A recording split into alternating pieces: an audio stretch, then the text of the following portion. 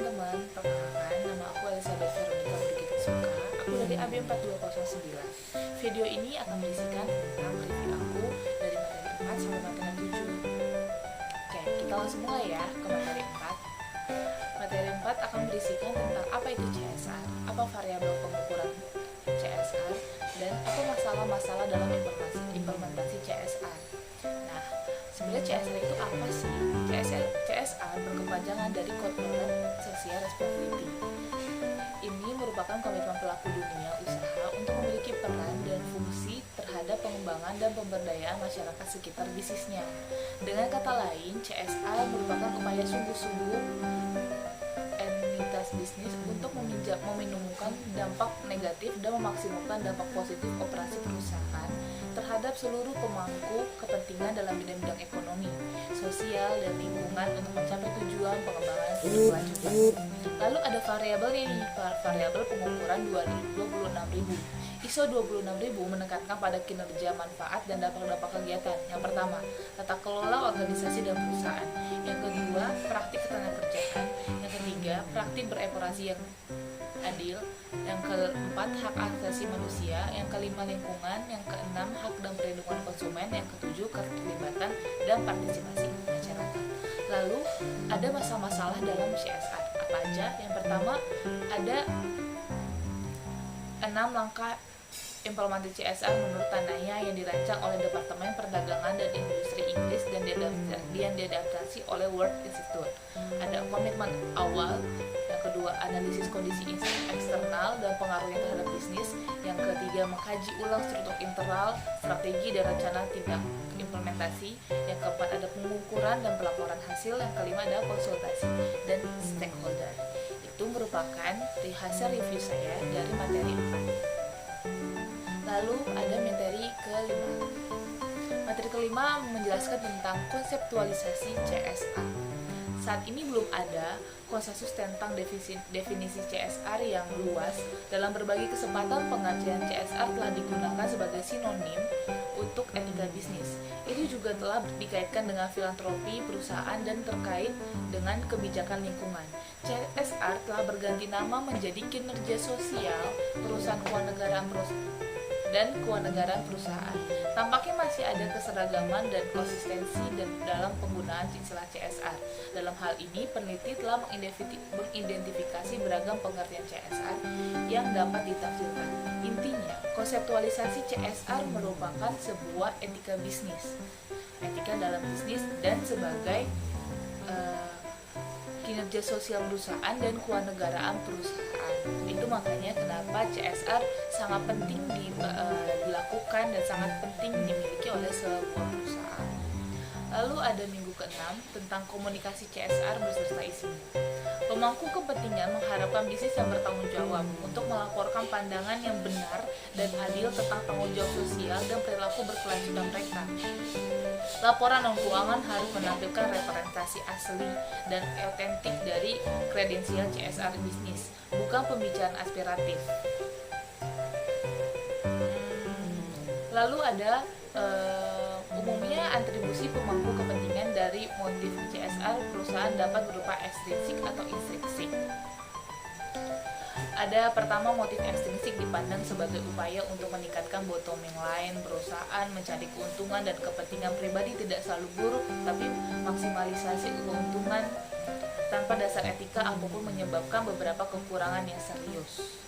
Kedua, pemangku kepentingan dapat melihat bahwa bisnis memiliki motif intrinsik ketika bertindak atas dasar kepedulian yang tulus sebagai masyarakat dan lingkungan.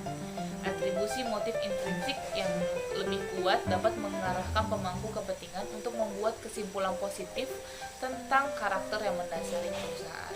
Lalu komunikasi CSR itu ada 3, teman-teman. Yang pertama, komunikasi CSR dan media sosial. Yang kedua, komunikasi CSR dan media digital. Yang terakhir adalah pelaporan komunikasi CSR beserta pelaporan lingkungan sosial dan tata kelola di situs web perusahaan. Jadi ada jenis 3 komunikasi yang bisa dilakukan oleh 3 komunikasi dalam CSR. Itu ada media digital, media sosial, dan dalam situs web perusahaan. Itu merupakan media CSR dalam melakukan kegiatan tersebut.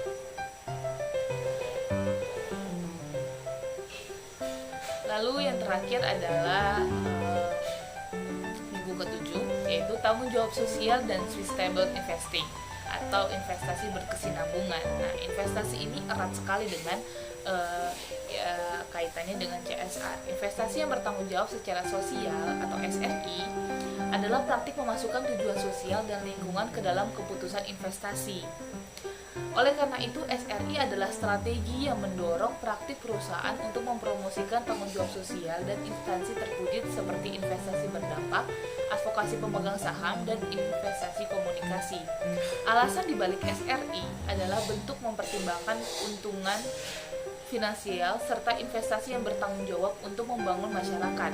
Tujuannya didasarkan pada masalah lingkungan, HAM, dan keterlibatan masyarakat dalam hubungan kerja. Dalam banyak kasus, investasi yang bertanggung jawab dan berkelanjutan mempengaruhi bagaimana manajer aset berinvestasi dalam portofolio yang terdefinisikan. Nah, ciri-ciri investasi yang bertanggung jawab yaitu adalah pendekatan investasi dampak, investasi yang positif, yang ketiga advokasi dan keterlibatan pemegang saham, yang keempat investasi komunikasi, yang kelima ada dana yang dikendalikan oleh pemerintah. Itu merupakan dianggap sebagai investasi yang bertanggung jawab secara sosial dan berkelanjutan. Lalu penyaringan investasi yang bertanggung jawab.